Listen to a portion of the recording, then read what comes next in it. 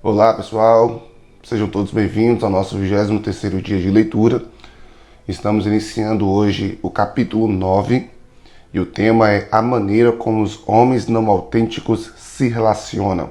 Sou o pastor Patrick Ribeiro e já te convido a compartilhar, a curtir e a comentar este vídeo. Vamos à leitura de hoje. É curioso como o autoconhecimento involuntário se apresenta. Ele já havia enfrentado coisas difíceis a respeito de si mesmo. Aos 8 anos de idade, a ideia de que era pecador ficou clara. Mas essa descoberta não partiu dele, simplesmente aconteceu. A escolha estava misturada ali de alguma forma, mas parecia ter sido planejada mais para ele do que por ele. Talvez o autoconhecimento fosse exagerado. Alguns o consideravam introspectivo, às vezes mórbido, preocupado demais com seus motivos e sentimentos. Outros, porém, o elogiavam, falavam de sua franqueza e vulnerabilidade. Essa admiração o desgastava. Se mais uma pessoa o admirasse, dizendo que ele era muito verdadeiro, ele não aguentaria. Seu verdadeiro não lhe parecia grande virtude.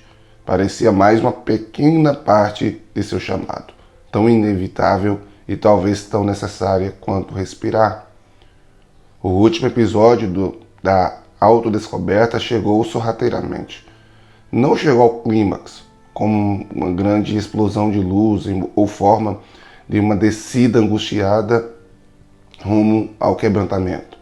Chegou devagar, como uma gota d'água que começou a pingar anos atrás e agora se transformara em um rio caudaloso, invadido aos poucos sua mente. Será que ele era realmente tão mesquinho, egoísta e imaturo? Será que ele necessitava tanto de aprovação como um bebê necessita de leite? A evidência estava nas pequenas coisas. Às vezes no comentário sincero das outras pessoas sobre o efeito que ele causava nelas. Às vezes, como desta vez, a evidência surgiu em acontecimentos rotineiros que inesperadamente deixaram claro seu padrão de comportamento. Fazia apenas uma semana. Ele foi dormir cedo, exausto, talvez com os primeiros sintomas de gripe. Leu durante alguns minutos e apagou a luz. Cerca de 1 hora se passara, ele dormia profundamente. A esposa, cuidando dos afazeres em outra parte da casa, ouviu um barulho. Ficou assustada. Instintivamente, ela o chamou uma vez, depois outra, agora em pé, do lado de fora da porta do quarto, falando alto para acordá-lo. Antes que ele respondesse, a esposa reconheceu de onde veio o barulho. Era o vento soprando na janela aberta. Nenhum motivo para alarme. Tudo bem, disse ela. Depois se desculpou. Sinto muito por ter acordado você. Alguns homens teriam resmungado. Será que não consigo dormir na minha própria casa? Outros teriam reclamado em voz baixa, querendo apenas voltar a dormir. Os bons maridos ficariam preocupados com a esposa, sem resmungar, sem reclamar. A esposa teria se sentido amada em vez de motivo de irritação. Ao virar a cabeça no travesseiro, ele sentiu duas coisas. Primeiro, encorajado. Ele foi delicado com a esposa. Não brigou com ela nem fez ruídos incoerentes. Falou sério quando respondeu ao seu pedido de desculpa. Tudo bem, você se assustou. Não sentiu orgulho, apenas encorajado. Segunda, sentiu-se com os pés no chão. Percebeu que os demônios conhecidos não haviam sido expulsos e, embora estivessem amarrados, não estavam amordaçados. Ouvir as tagarelar sua mensagem sedutora. As coisas nunca dão certo para você. A primeira noite, depois de meses em que você foi dormir cedo, nenhum achou que alguém notaria que estava cansado e se importaria com isso? Não é pedir muito, é apenas pedir o que você deseja, mas nunca recebe.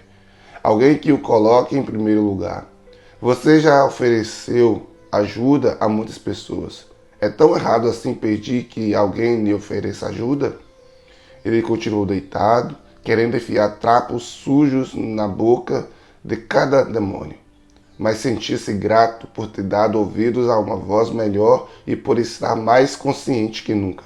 A batalha verdadeira que devia enfrentar estava dentro dele, a batalha contra um inimigo que fingia ser um amigo.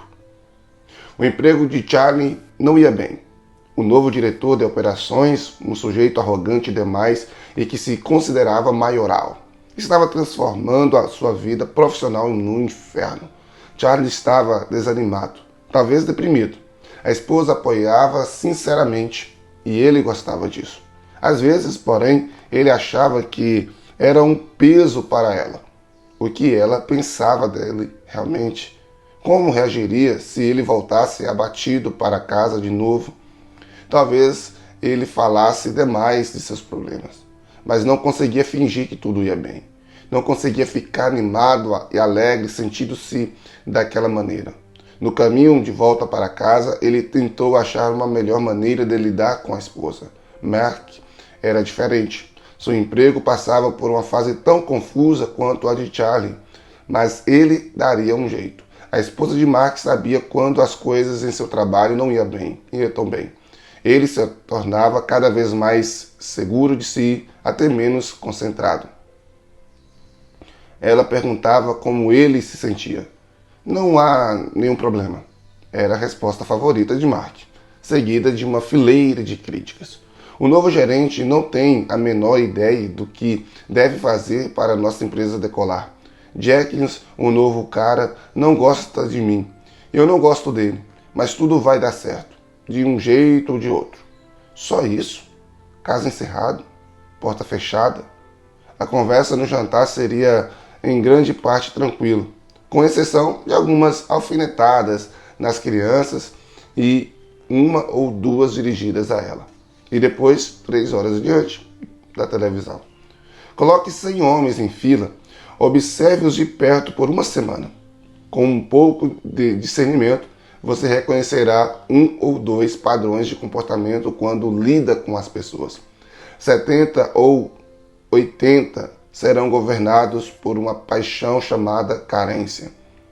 Algo dentro deles necessita de atenção. Os poucos escolhidos de quem eles dependem, e muito, são obrigados a pensar neles e a tratá-los de modo especial. Estão mais que dispostos a fazer sua parte, a agir corretamente, mas o objetivo é sempre o mesmo, obter alguma coisa de outra pessoa. Charlie encaixa-se neste grupo, que vou chamar de padrão 1. Os outros 20 ou 30 são governados por uma paixão muito diferente. A paixão que controla seu comportamento, principalmente o comportamento dos relacionamentos pessoais, não é a carência. Ao contrário, é a agressividade.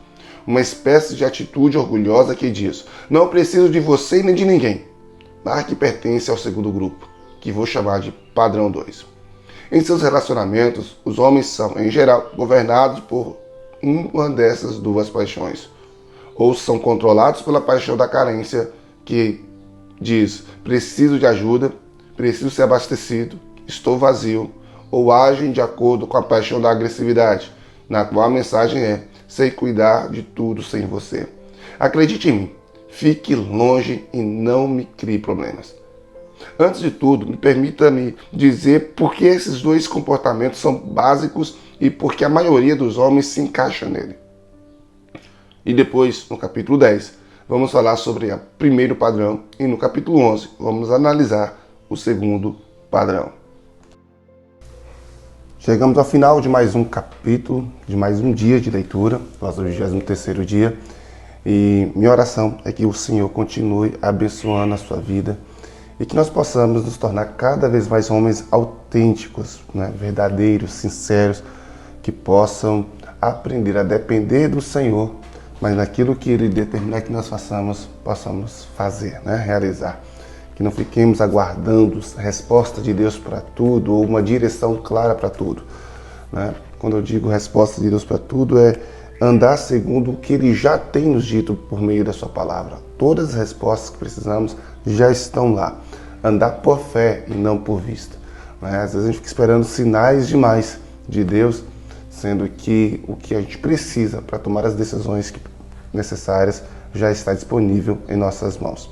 Que Deus te abençoe, curta, comente, compartilhe esse vídeo e eu creio que vai estar abençoando outras pessoas. Paz.